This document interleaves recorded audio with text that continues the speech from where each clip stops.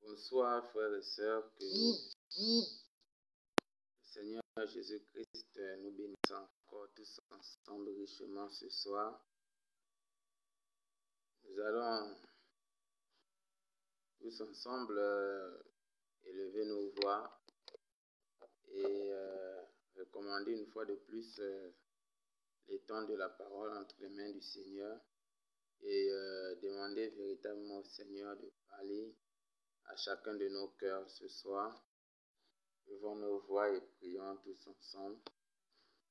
Nous te bénissons, Seigneur Jésus, Seigneur, pour ces temps. Seigneur, nous voulons te présenter ces temps de la parole, Seigneur Jésus.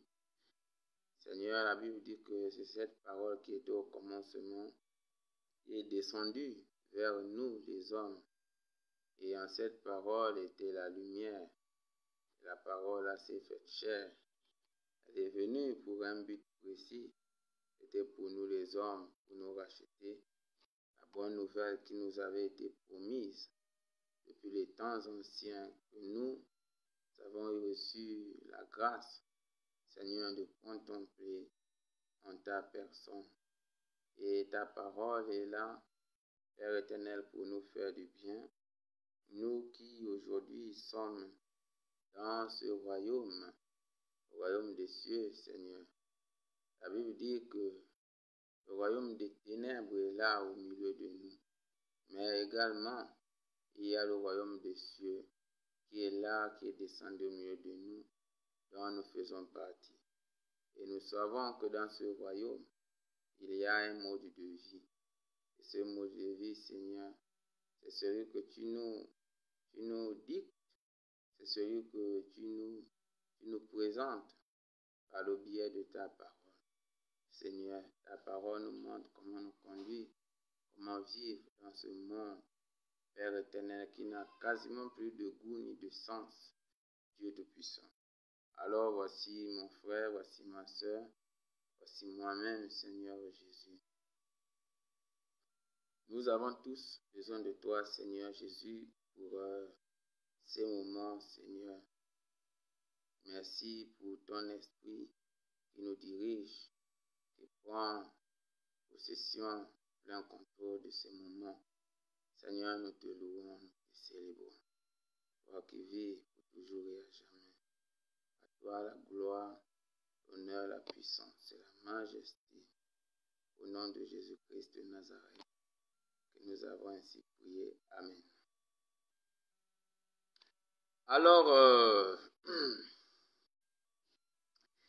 que le Seigneur vous bénisse encore richement ce soir, enfants de Dieu.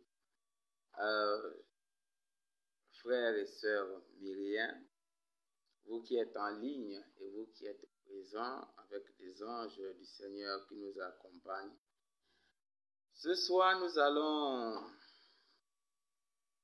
allons parler essentiellement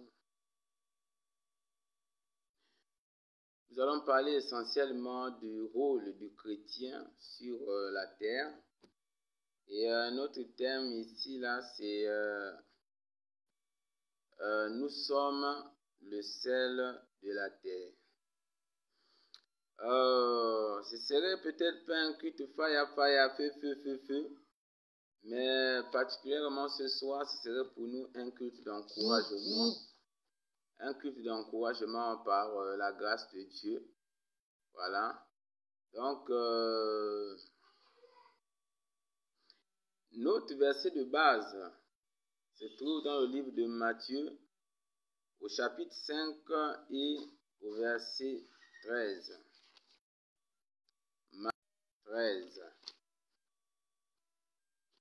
Matthieu, chapitre 5 et au verset 13. La parole de Dieu déclare: vous êtes le sel de la terre. Mais si le sel perd sa valeur, avec quoi la lui rendra-t-on? Il ne sert plus qu'à être jeté dehors et foulé aux pieds par les hommes. Plus bas, au verset 14, vous êtes la lumière du monde. Une ville située sur une montagne ne peut être cachée. Et on n'allume pas une lampe pour la mettre sous un boisseau, mais on la met sur le chandelier et elle éclaire tous ceux qui sont dans la maison. Que votre lumière luise ainsi devant les hommes, afin qu'ils voient vos bonnes œuvres et qu'ils glorifient votre Père qui est dans les cieux. Amen. Donc la parole de Dieu nous dit dans le livre de Matthieu au chapitre 5 et particulièrement au verset 13, la parole de Dieu nous dit que vous êtes le sel de la terre, que toi tu es le sel de la terre, que moi je suis le sel de la terre. La parole de Dieu s'adresse en général à l'Église et nous savons que l'Église aujourd'hui n'a rien à voir avec le bâtiment dans lequel nous sommes aujourd'hui. L'Église n'a rien à voir véritablement avec le bâtiment. L'Église n'a rien à voir avec le Gabon seulement. L'Église n'a rien à voir avec un quartier seulement. Il y a un problème aujourd'hui dans le corps du Christ. La Bible dit que lorsque Jésus reviendra, il viendra chercher son Église. La Bible ne nous dit pas que Jésus va venir chercher l'Alliance chrétienne, Jésus va venir chercher le ministère international de la réconciliation, Jésus va venir chercher l'église Béthanie, Jésus va venir chercher Nazareth, non. La Bible dit que Jésus viendra chercher son église. Et il n'y a pas beaucoup d'églises, il n'y a qu'une seule église. Et c'est cette église que Jésus viendra chercher. Et cette église, c'est pas des bâtiments comme nous le savons si bien. L'église, c'est l'ensemble de personnes qui se retrouvent au nom du Seigneur. C'est ça que nous appelons par l'église. Et la Bible dit que nous sommes tous membres de ce corps. Donc l'église est un corps dont nous sommes tous des membres. Et étant tous des membres, Jésus-Christ lui-même est la tête de ce corps. Donc Jésus viendra chercher un corps. Et ce corps, chacun de nous est un membre. Alors, l'église en question, si chacun de nous était un membre, qu'aux États-Unis, en Chine, en France, de partout dans le monde, il y a des chrétiens, ça sous-entend que ceux qui forment l'église, ce sont ces vrais frères et ces vraies sœurs qui sont dans des pays étrangers et nous qui sommes au Gabon, qui formons cette église que Jésus-Christ viendra chercher. Mais la Bible nous dit que nous sommes le sel de la terre. Donc nous, en tant qu'église, nous sommes le sel de la terre. Le sel de la terre, si nous prenons seulement le thème ou bien le mot le sel, nous voyons véritablement les fonctions du sel. Frères et sœurs, imagine ton repas préféré. Imagine, je vais parler du repas dans lequel on peut mettre le sel, évidemment. Voilà. On ne va pas parler de je ne sais pas, c'est pas aussi un repas, c'est un gâteau. Mais je vais parler véritablement du repas, celui qu'on met au feu et puis il faut mettre le sel là. Voilà. Et je prenais l'exemple avec certaines personnes à l'époque du poulet à la tomate. C'est aujourd'hui que le poulet est devenu un peu vulgaire. Mais avant, le poulet était une denrée rare. Je me rappelle que lorsqu'on partait au primaire à l'école, dire à l'autre que j'ai mangé les feuilles de manioc à midi, c'était quasiment comme une honte parce que à l'époque, vraiment, je sais pas, mais aujourd'hui, les choses ont changé. Donc, souvent après les cours, on se réunissait toujours et puis il y avait toujours cette question-là, qu'est-ce que tu as mangé à midi? Voilà. Et l'autre venait dire, j'ai mangé les feuilles de manioc et puis les autres devaient forcément crier sur toi, les feuilles de manioc, c'était vraiment quelque chose, voilà. Mais si quelqu'un arrivait à dire que moi, vraiment, ma mère était en ville et après la ville, elle est arrivée avec le poulet et elle a préparé ce poulet à la tomate, mon Dieu. C'était grave quand tu entends quelqu'un dire le poulet à la tomate. Et là, parfois, on était obligé, pour éviter la honte, de souvent dire, oh, j'ai mangé le poulet à la tomate, ou j'ai mangé les oignons, mais à vrai dire, bon, c'était les feuilles de manioc. Donc, imaginons ce repas poulet à la tomate en question à l'époque, qui était certainement une denrée rare. Imaginons, hein, c'est pour d'autres, la sardine à l'oseille, par exemple, ou bien je ne sais pas trop quoi. Hein, on imagine un peu ce repas-là. Et surtout vraiment le poulet à la tomate de l'époque, parce que ça nous a quand même un peu touché. Imaginons le poulet en train de mijoter, vraiment la vapeur sort. Ça sent bon, on a coupé les oignons dedans, on a gratté l'ail. Vraiment, nos sœurs cuisinières qui sont en train de nous suivre en ce moment savent vraiment de quoi nous parlons et savent des ingrédients qu'il faut mettre, n'est-ce pas, dans cette nourriture pour qu'elle parfume bon. Et imaginons, hein, véritablement, cette sauce-là, elle est lourde. Hein, vraiment, à vue d'œil, tu sens que si je ne mange pas cette nourriture, je vais mourir. Et on te présente cette nourriture, mais il n'y a pas de sel dans cette nourriture.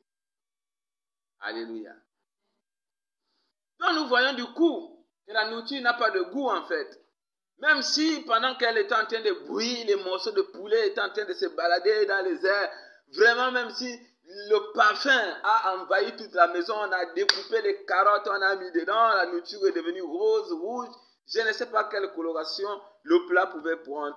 Mais si véritablement le sel n'est pas rentré dans cette nourriture, sincèrement, c'est une nourriture qui n'a véritablement pas de goût. Alléluia. Donc, nous comprenons que pour qu'une nourriture réussisse, le tout, c'est pas mettre les oignons. Pour qu'une nourriture réussisse, le tout, ce n'est pas mettre, je ne sais pas, le piment. Le piment peut même être là, mais on a même souvent l'impression que le sel a tenu le piment. Mais véritablement, il faut du sel dans la nourriture. Et c'est ce que la Bible dit que nous sommes. La Bible dit que nous sommes le sel de la terre. Et par là, nous comprenons quelque chose, frères et sœurs. Nous comprenons que nous n'avons pas à suivre ce que nous sommes en train de voir. Ce que nous voyons qui embellit ce monde est semblable à la tomate qui est dans la marmite, est semblable à la carotte qui est dans la marmite. L'avion que tu vois aujourd'hui qui te fait voir que le monde est beau, la voiture que tu vois aujourd'hui qui te fait voir que le monde est beau, je ne sais pas, les bâtisses, les buildings, les gratte-ciel, la beauté du goudron, je ne sais pas, toute forme de nourriture que les gens peuvent manger, qui véritablement te fait voir que le monde est beau, qui te fait véritablement miroiter la beauté de ce monde. La Bible dit que tu es le sel de la terre. Quel que soit ce que tu peux voir, quel que soit ce qui peut se présenter à toi dans ce monde comme beau, mais si tu n'existais pas sur cette terre, le monde-là ne ressemblerait à rien. Alléluia. Tu comprends véritablement ton importance dans ce monde. Tu comprends que tu es une personne véritablement que le monde véritablement ne peut pas vivre sans toi en réalité. Le goût du monde en réalité, c'est toi. Aujourd'hui, le monde ne sait pas que c'est toi qui fais en sorte que le monde soit ce qu'il est aujourd'hui, mais si le monde est ce qu'il est, si aujourd'hui il y a des païens qui ont la joie de vivre, s'il y a des personnes qui roulent dans leur grosse voiture, s'il y a des personnes qui ne croient pas en Jésus, qui véritablement font des voyages, qui sentent que la vie est belle, c'est parce que tu es là. Alléluia. Bien-aimé, je vais te faire une démonstration aujourd'hui qui prouve à suffisance que tu es le sel de la terre. Et c'est une exhortation pour toi, c'est une exhortation pour moi, c'est une façon pour le Seigneur de te fortifier toi, c'est une façon pour le Seigneur de me fortifier moi. Bien-aimé, Jésus était sur cette terre. Jésus a accompli des miracles. Jésus a marché avec les disciples. Jésus a apporté des conseils. Jésus a nourri des foules. Mais il y avait toujours des personnes qui étaient là, qui n'étaient pas d'accord avec ce qu'il faisait. Il y avait des frères scribes, il y avait des frères pharisiens qui s'approchaient toujours de Jésus et qui lui posaient des questions dans l'optique de lui tendre des pièges. Mais ils ne savaient pas véritablement l'importance capitale que Jésus avait lorsqu'il était avec eux. Ils ne savaient pas l'importance capitale que Jésus avait lorsque Jésus était au milieu d'eux. Le Seigneur Jésus est en train de mourir sur la croix de Golgotha. Alors que le Seigneur est cloué, il y a des gens qui se présentent à lui, alors que le Dieu Tout-Puissant est en train de mourir sur la croix. Voilà un frère qui sort de nulle part, qui arrive. Mais comment ça, quelqu'un qui a sauvé les gens, il ne peut pas se sauver soi-même. Il prétendait être le Messie, le Sauveur. Maintenant, lui-même, il est en train de mourir. On ne voit pas comment il arrive à se sauver lui-même. Après, il regarde. Il dit, oui, vraiment, tu as sauvé les gens. Tu n'arrives pas à te sauver. Maintenant, si c'est toi, tu as envie que nous croyons en toi, sauve-toi d'abord toi-même. Et puis après, nous on va finir et puis on va croire en toi. Mais pour que nous on croie en toi, il faudrait que d'abord tu arrives à toi-même à descendre de la croix et puis sauve-toi. Alléluia. Jésus est sur la croix. Un centenier romain, je crois, quelque temps après la mort de Jésus, après tout ce qui s'est passé, le gars était sous la croix, il était là, debout. Il regarde. Après que Jésus ne meure, voilà le gars qui dit, ce qui est sûr, c'est que celui-là, il était vraiment le Fils de Dieu. Il n'a pas reconnu l'importance de Jésus pendant que Jésus était vivant. Mais il a reconnu cette importance lorsque Jésus-Christ était mort, maintenant sur la croix. Heureusement pour lui, que ce n'était pas trop tard. Jésus est mort pour son péché. Il est mort pour mon péché et il est mort également pour ton péché. Il y a des gens qui ne reconnaissent pas ton importance pendant que tu es vivant. Il y a des gens qui ne reconnaissent pas ton importance pendant que tu es au milieu d'eux. En fait, tu es l'épi, bon, je dirais peut-être pas l'épicentre de leur vie, mais ils ne reconnaissent pas en réalité que véritablement, s'ils vivent une certaine quiétude, s'il vit une certaine paix, s'il vit une certaine tranquillité, c'est parce que tu es là. Et aujourd'hui, les gens te crient dessus. Oh non, il paraît que tu es chrétien. Oh non, il paraît que tu es chrétienne. Qu'est-ce que tu apportes à cette vie? Qu'est-ce que véritablement tu apportes dans nos vies à nous? Sincèrement, on ne voit pas le rôle de l'Église au milieu de nous. On ne voit pas le rôle. Véritablement, vous, l'Église, vous faites quoi? Mais la Bible dit que le mystère de l'iniquité agit maintenant, comme on le dit souvent. Mais il faudrait que celui qui le retienne ait encore disparu, alors apparaîtra l'impie que le Seigneur Jésus-Christ détruira par le souffle de sa bouche. Mais les gars ne comprennent pas qu'il y a un type, il y a l'impie qui viendra un jour sur cette terre-là. Les gars ne comprennent pas que c'est vrai que sur la terre, il y a le mal qui se fait. Ils ne comprennent pas que le mal qui se fait aujourd'hui est atténué à cause de la présence de l'Église. Ils ne comprennent pas que les violences qui se passent aujourd'hui, ce sont des violences qui sont atténuées à cause de l'importance de l'Église. Ils ne comprennent pas aujourd'hui que c'est vrai qu'il y a des viols, c'est vrai qu'il y a des guerres, mais les choses-là ne se passent pas comme Satan les envisage dans sa tête, parce qu'il y a quelque chose qui bloque l'action de Satan et qui donne encore au monde actuel le goût, la joie de vivre. Frères et sœurs, au moment où tu mens, au moment où tu jeûnes, au moment où tu fais des veillées de prière, il y a quelqu'un qui ne connaît pas Jésus, qui passe son temps dans les plus grands restaurants des États-Unis, les plus grands restaurants de la Tunisie, qui passe son temps sur son lit, il est en train de s'enrouler, alors que tu supplies le Seigneur pour que Dieu fasse grâce au monde, pour que peut-être le retour de Jésus ne soit pas immédiat, pour que beaucoup de personnes parviennent à la repentance comme la parole de Dieu le dit. Mais il y a des personnes qui ne savent pas que si peut-être aujourd'hui Jésus n'est pas venu, c'est peut-être parce que tu as fléchi les genoux. Il y a des personnes qui ne savent pas que si ils ne sont pas morts aujourd'hui, ou bien si elles ne sont pas mortes aujourd'hui, c'est parce que tu fléchis les genoux, tu ne veux pas que les gens meurent pour aller en enfer. Tu supplies le Seigneur pour que Dieu accorde du temps, pour que eux, véritablement, ils parviennent à la repentance. Mais ils sont en train de manger, ils sont en train de boire, ils se baladent, ils voyagent, ils rentrent dans ceci, ils rentrent dans cela, ils pensent qu'ils sont en paix, mais ne savent pas que derrière leur paix, il y a quelqu'un qui est là, qui donne le goût à leur vie, et c'est toi. Alléluia. Mais la Bible nous dit que ça ne va pas régner pour toujours. La Bible nous dit qu'à un moment donné, toi, qui est le sel de la terre, Dieu va t'enlever de cette terre. Et après le fait que tu sois enlevé de la terre, alors la terre n'aura plus de goût. Frères et sœurs, qu'est-ce que je veux te dire aujourd'hui? Je veux te dire que, quel que soit ce que tu vis aujourd'hui, je veux te dire que, quelle que soit la situation que tu es en train de vivre aujourd'hui, la Bible nous dit que n'envie pas celui qui fait le mal. Lui ne sait pas véritablement que tu contribues un peu au fait qu'il soit encore, ou au fait qu'il soit encore sur cette terre en train de vivre une certaine paix ou une certaine quiétude. Je veux dire quoi? Je veux dire que n'envie pas celui qui est en train de rouler dans la voiture, quelle que soit la marque de cette voiture, ne l'envie pas. N'envie pas celui qui est en train de faire les voyages. Quel que soit le voyage qu'il est en train de faire, n'envie pas.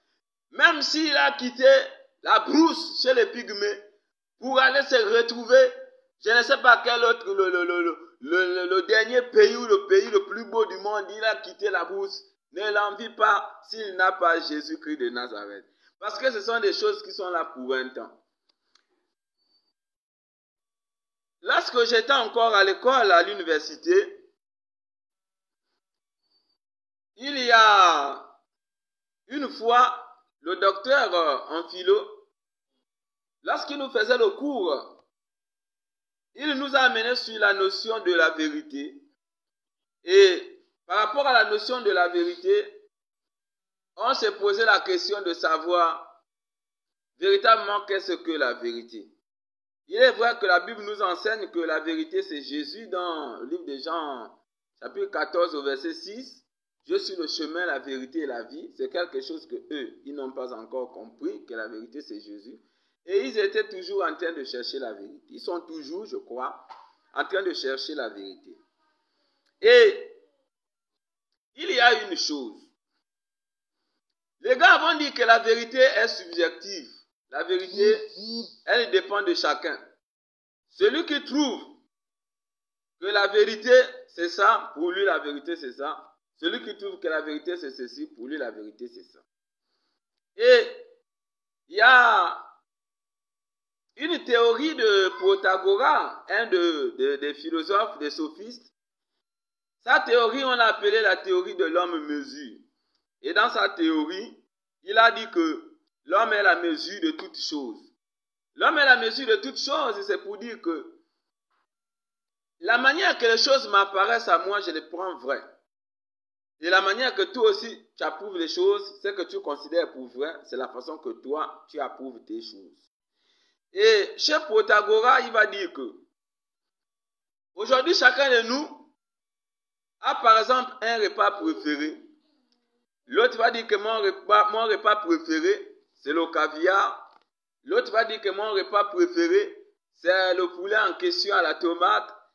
Pour certains vont dire que mon repas préféré, c'est le sang humain et puis le sang humain et puis la chair humaine. Eux, ils ne mangent que ça, ils ne boivent que ça. Mes frères, toi qui dis que ton repas préféré, c'est peut-être, je ne sais pas, l'épinard. Est-ce que le jour où le paludisme te prend, le jour où le paludisme te frappe sincèrement, est-ce que le même goût que tu vas ressentir de l'épinard lorsque tu auras le palu, est-ce que c'est le même goût que tu ressens quand tu n'as pas le palu? Non. On va t'apporter le repas préféré lorsque tu es malade. Ce jour-là, tu diras que ce repas-là n'est pas bon, alors qu'il a été préparé de la même façon qu'on le prépare souvent. Et là, on comprend que les goûts ont changé. Pourquoi? Parce qu'il y a une situation qui est venu altérer tes sens. Mais le goût, un jour dans le monde, va changer. Un jour, les gens n'auront plus, ou ils ne prendront plus plaisir de voyager en avion. Un jour, les gens ne prendront plus plaisir de voyager en voiture. Un jour, les gens vont regretter amèrement tout ce qu'ils ont trouvé de beau, de bon, de meilleur. Même si le sang humain pour certains est la boisson la plus bonne de toutes les boissons, qu'ils boivent ce sang-là dans le monde physique ou dans le monde spirituel, un jour le sang humain n'aura plus de goût. Un jour, si véritablement leur boisson préférée, c'est les boissons qui coûtaient 600 000 francs, ou bien même toi qui négliges la vie du Seigneur, ou bien toi-même qui négliges les choses de Dieu, qui n'est pas vrai chrétien, tu as un pied à gauche et un pied à droite, tu viens cacher le corps à l'église. Tout ce que tu prends plaisir à faire là, si ce sont les femmes, un jour les femmes n'auront plus de goût. Si c'est les maris, un jour les hommes n'auront plus de goût. Si c'est le Congo-ça n'aura plus de goût. Si ce sont les bagarres n'auront plus de goût. Parce que tout ce qui faisait en sorte que tu trouves un peu de goût. Je ne dis pas que l'église en tant que celle est là pour te donner le goût au péché. Mais ça veut dire que s'il y a une certaine quiétude, tu trouves une certaine tranquillité à faire ces choses, ou eux, ils trouvent une certaine paix à faire ces choses, c'est parce que il y a des personnes qui sont en train d'empêcher la main du Seigneur d'agir sur la terre. C'est pourquoi, à cause de ce petit temps de paix et de joie qu'ils vivent sur la terre, ils pensent que tout leur est permis, mais c'est parce qu'il y a quelque chose qui donne encore du goût à ce que eux, ils font. Alléluia. Et quand l'Église, un jour sera enlevée, bien-aimés frères et sœurs, ces choses-là n'auront plus aucun goût. Ces choses n'auront plus aucun goût. Pour illustrer avec la parole de Dieu, nous allons prendre le livre de l'Apocalypse au chapitre 6. Nous allons lire du verset 12 jusqu'au verset 19. Apocalypse au chapitre 6. Nous allons lire du verset 12 jusqu'au verset 19.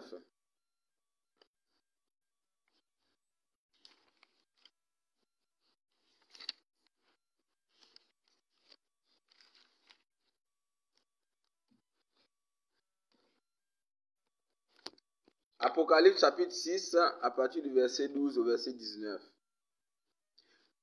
Je regardais quand il ouvrit le 6e sceau, et il y eut un grand tremblement de terre. Le soleil devint noir comme un sac de grains, la lune entière devint comme du sang, et les étoiles du ciel tombèrent sur la terre, comme les figues vertes d'un figuier secoué par un vent violent. Le ciel se retira comme un livre qu'on roule, et toutes les montagnes et les îles furent remuées de leur place. Les rois de la terre, les grands, les chefs militaires, les riches, les puissants, tous les esclaves et les hommes libres se cachèrent dans les cavernes et dans les rochers des montagnes. Et ils disaient aux montagnes et aux rochers, tombez sur nous et cachez-nous devant la face de celui qui est assis sur le trône et devant la colère de l'agneau. Car le grand jour de sa colère est venu et qui peut subsister. Amen.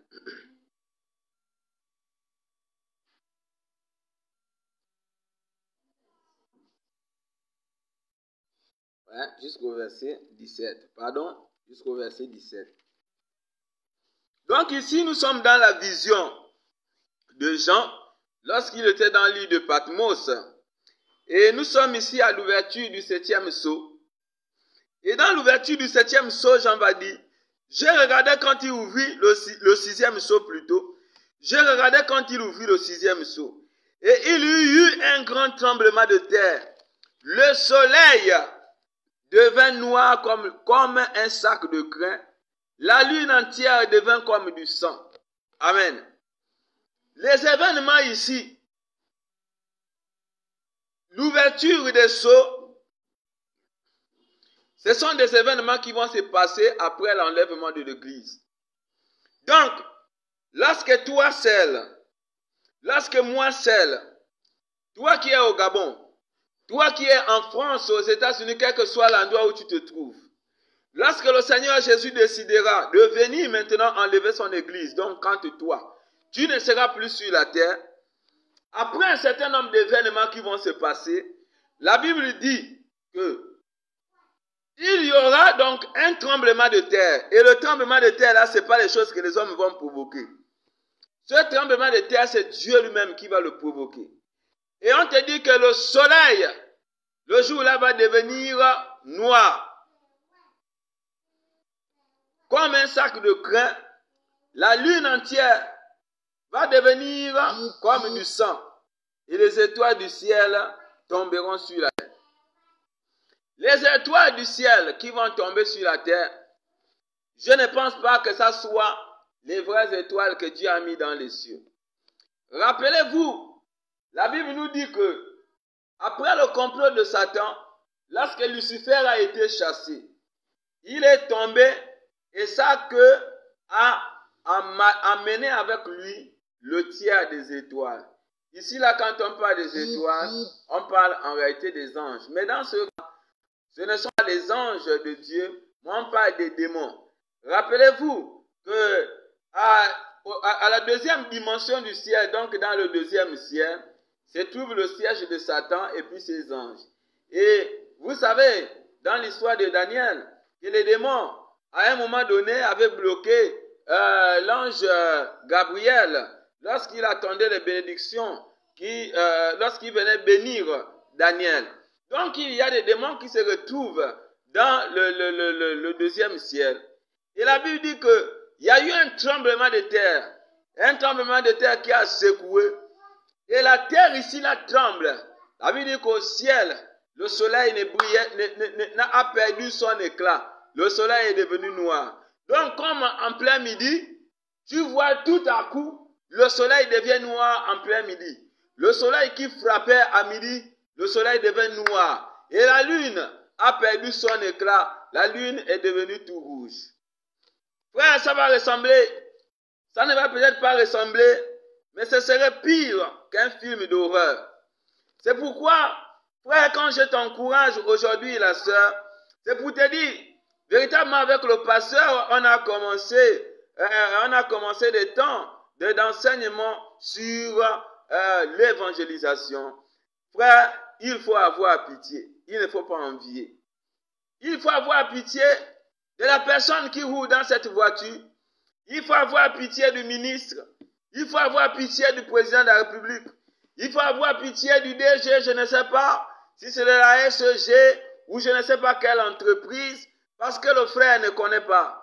Il pense qu'il vit dans la clim, il pense qu'il est en train de mener une bonne vie, mais il ne sait pas que si véritablement il n'a pas Jésus-Christ dans sa vie comme Seigneur et Sauveur, et que toi tu n'es pas obligé de rester sur la terre éternellement, qu'à un moment donné, tu seras obligé de quitter cette terre. La Bible dit dans le livre de Jean, chapitre 14, verset 1, Jésus dit que croyez en Dieu, croyez en moi. Je suis en train d'aller vers le Père, je ne vous laisse pas seul. Je m'en vais vous préparer une demeure. S'il n'y avait pas de place au ciel, je vous aurais dit. Mais je vous dis qu'il y a des places au ciel. Je m'en vais vous préparer une place au ciel et je reviens vous chercher pour que là où je serai, vous aussi, vous y soyez.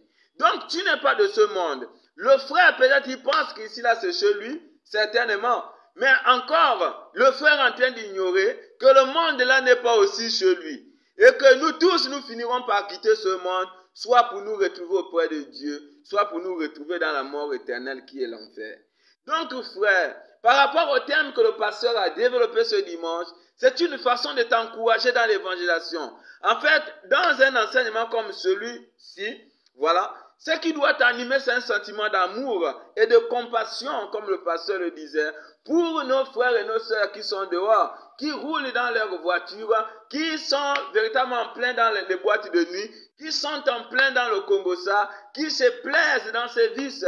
Celui que tu reconnais véritablement comme sorcier, qui pensent que la sorcellerie a du goût. Un jour, frère, la sorcellerie n'aura plus de goût. Ces choses aujourd'hui, c'est parce que les personnes sont habitées par les démons et ce sont les démons qui projettent ces illusions-là, qui montrent que ce sont des belles vies qu'ils sont en train de vivre. Lorsque Dieu lui-même va déchaîner sa colère sur la terre, même les démons eux-mêmes vont chercher un endroit où ils vont fuir. La Bible dit que les étoiles du ciel vont descendre et vont tomber sur la terre. Donc tous les démons qui étaient cachés au niveau du deuxième ciel, parce que le ciel sera plié, là où les démons habitent au ciel, l'endroit là ne va plus jamais exister. Donc ce qui va faire que ceux qui habitaient là-bas dans le ciel vont venir retrouver tous les hommes sur la terre. Ce sera un désastre total qui va se passer sur la terre, sans omettre le fait que les démons sont en train de jalouser les hommes, parce que les hommes ont été créés à l'image de Dieu. Donc, au moment où tu es en train de fuir les fléaux de Dieu, il se pourrait que le démon cherche à te griffer encore quelque part. Alléluia. Donc, c'est une façon de t'encourager, frère. Joue bien ton rôle de sel sur la terre. Ne te fatigue pas. Parce que tu n'es pas là éternellement. Tu n'es pas là pour toujours. À un moment donné, tu es appelé à partir. Donc, la Bible dit que les étoiles du ciel sont tombées sur la terre comme les figues vertes d'un figuier secoué par un vent violent. Donc, la violence que Dieu va utiliser pour plier les cieux, ce sera une violence terrible. Quand les démons là vont quitter de là-bas, ils ne vont pas descendre. On n'a pas dit qu'on a vu comment les étoiles étaient en train de descendre doucement du ciel sur la terre. Non. Ils vont violence, ils vont frapper par terre. Que c'est Dieu lui-même qui va les chasser. Alléluia. Au verset 14. Le ciel se retira comme un livre qu'on roule, et toutes les montagnes et les îles furent remuées de leur place.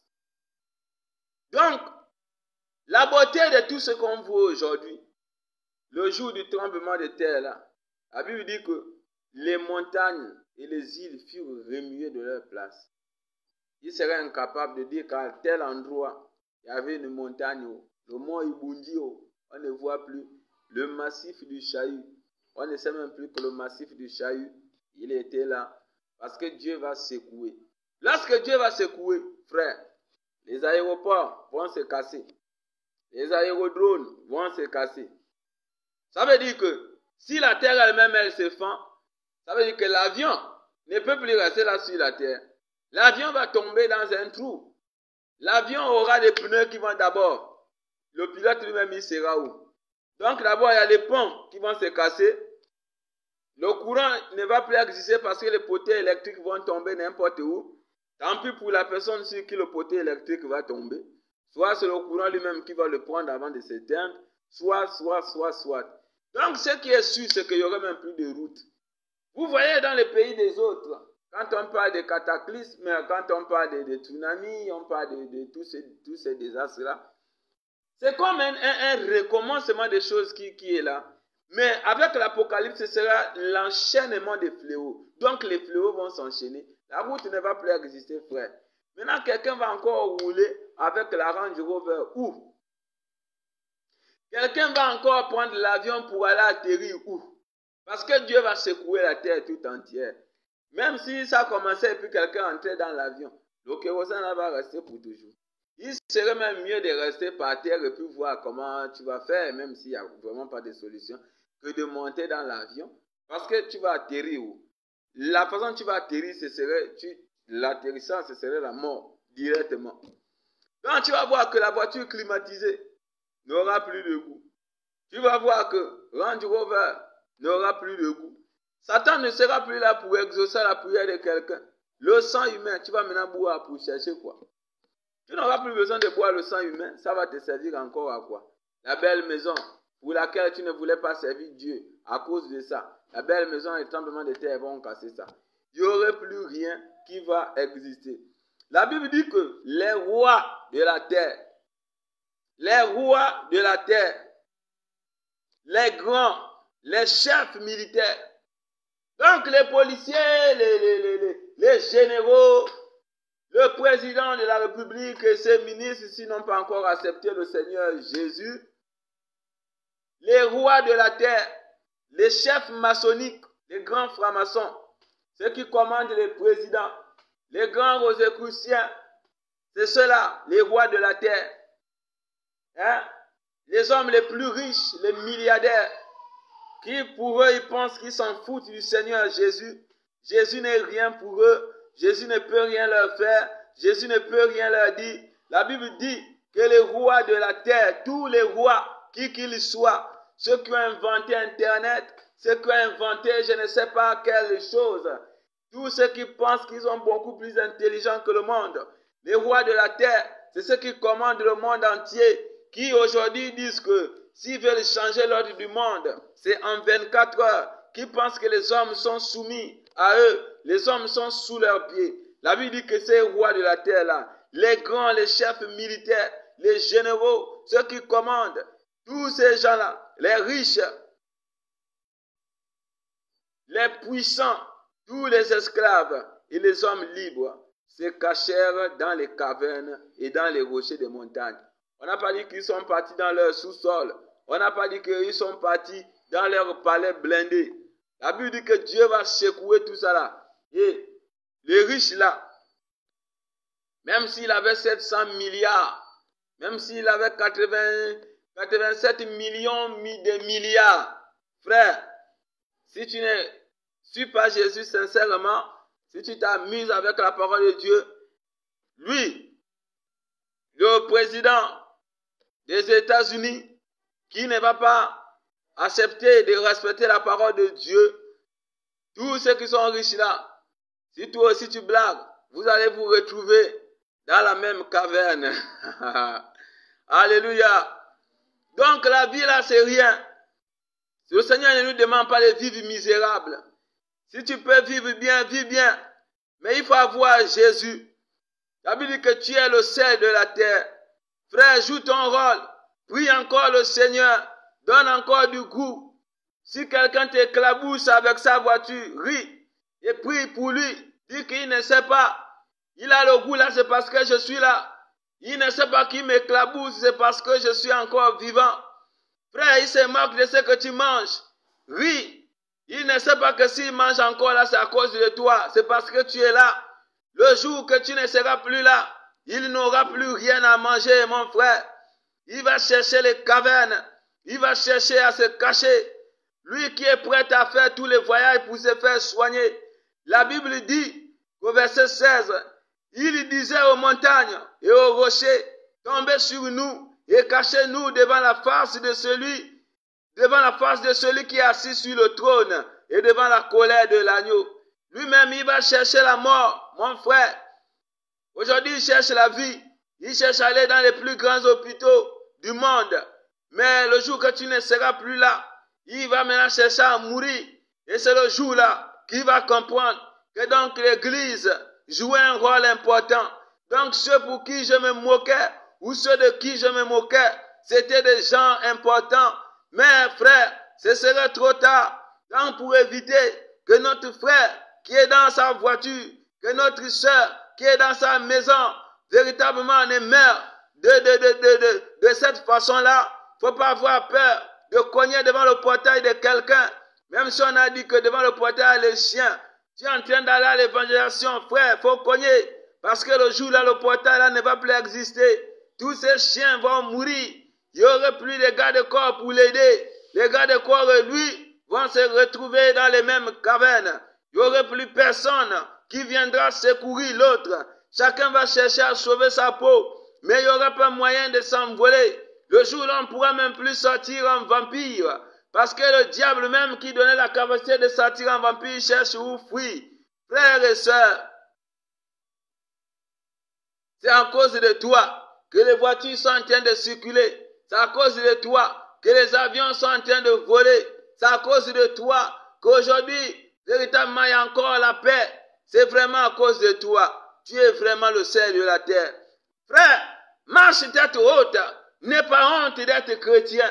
Regarde tous ceux qui n'ont pas Jésus comme des gens qui ne connaissent pas. En effet, la parole de Dieu dit que le peuple a péri parce qu'il manque la connaissance. Ce sont des gens qui ne connaissent pas. Tu n'as pas de voiture, sois fier de marcher à pied. Frère, même si c'est le riz blanc, sois fier de manger ça comme ça. Parce que bientôt tu pars et tu sais où tu vas. Jésus avec les disciples étaient là. Il a dit, vous qui me critiquez, vous ne savez même pas d'où je viens et là où je pars. Or que moi je sais où je viens et où je pars. Les gens se moquent de toi parce qu'ils ne savent pas d'où tu viens et là où tu pars. C'est le même comportement des scribes et des pharisiens. Mais toi-même tu sais là d'où tu reviens, mais tu sais aussi là où tu pars. Tu sais certainement que tu n'es pas né chrétien, tu n'es pas né chrétienne, mais Jésus est rentré dans ta vie. Tu sais que Jésus a dit dans Jean 14 au verset 1 qu'il va te préparer la place et il vient te chercher parce que là où il est, toi aussi tu dois être là-bas. Mais lui, qui roule dans sa voiture et il va aller où c'est? Celui qui est dans sa franc-maçonnerie, Satan lui a fait croire qu'après tu vas venir habiter avec moi. Et ils vont habiter où? En enfer. Satan a menti, l'a fait croire qu'ils vont habiter où c'est? Au paradis. Satan a quel paradis? C'est un menteur, la Bible dit qu'il a été trouvé menteur depuis le commencement. Donc frère et sœur, quel que soit ce que tu vis ce que tu vis, implore la grâce du Seigneur. S'il te dit ma fille, mon fils, reste d'abord comme ça, il faut rester comme ça, comme il te dit là. Reste comme ça, bientôt tu pars. Alléluia. Les signes sont déjà là qui montrent que bientôt le sel ne sera plus là et le monde n'aura plus de goût. Le monde n'aura plus envie d'exister. C'est toi qui donnes aux gens l'envie de vivre. C'est toi qui donnes aux gens l'envie de manger. C'est toi, oui, c'est le sel qui donne l'envie de manger, qui donne l'envie de manger encore beaucoup plus. Surtout quand la nourriture est très bonne. Tu n'as pas envie d'être rassasié parce que tu as envie de manger et manger davantage. Oui, frère, c'est ça la gourmandise des hommes aujourd'hui. Ils veulent beaucoup vivre parce que tu es là. Donc ne l'envie pas. Vis ce que tu vis. Crains le Seigneur comme tu crains toujours. Joue ton rôle du sel. Glisse la parole de Dieu dans la mesure du possible. Ne te limite pas, je ne peux pas prêcher. Si Dieu te marque que va chez le président de la République, va. Il va chercher à jouer au costaud. Mais dans le fond, il ne sait pas que c'est grâce à toi qu'il est là. Mais la Bible dit que lui, s'il ne fait pas attention, s'il n'écoute pas ce que tu dis, il va se retrouver en train d'entrer dans la caverne. Il va se retrouver en train d'entrer dans des trous bizarres. Parce qu'il n'y aurait plus de maisons, il n'y aurait plus de sous-sol. Le costume, la veste qui coûte 20 millions, 70 millions, ce costume-là n'aura plus de valeur. Voilà. Frère, quand tu vas quitter la terre, le monde va devenir malade. Le monde va devenir malade. C'est comme j'expliquais que lorsque tu es malade, si on t'amène ton repas préféré, le repas là n'aura plus de goût. Frère, le jour là, quand l'homme riche va courir devant la colère de Dieu, il va prendre la veste, que lorsqu'il la lève, c'est un homme qui l'attrape ça. Le jour là, la veste là aura du poids et il aura tendance à la jeter. La veste là n'aura plus de prix. Le jour là, si on t'amenait tout l'or du monde et tout l'argent du monde, frère, tu seras même incapable de vouloir maudire celui qui va t'amener l'argent du monde. Or qu'aujourd'hui, tu veux bénir toutes les personnes qui veulent t'apporter un soutien. Tout ça pourquoi, frère? Parce que tu es encore là. Donc, tu es important, frère. Tu es important pour ce monde. N'arrête pas de prier. Tes prières sont importantes. N'arrête pas de prêcher la parole de Dieu. N'arrête pas de faire des veillées de prière. N'arrête pas véritablement de faire le bien que tu fais. Parce que c'est ta présence sur cette terre-là qui donne du goût. Amen.